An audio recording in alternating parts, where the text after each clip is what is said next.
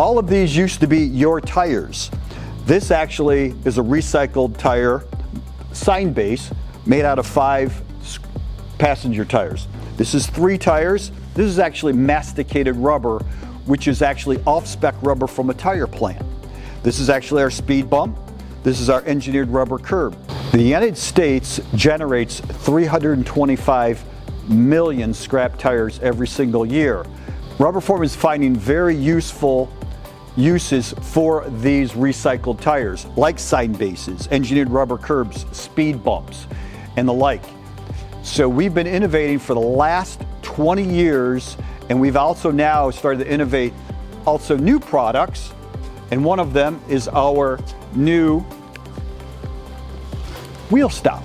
This used to be made out of scrap tire rubber, but we could not make them fast enough, so we've actually now injection molded this out of a recycled plastic material. These polygons are made out of virgin material, and we snap these on, and we have a product lifetime warranty on these.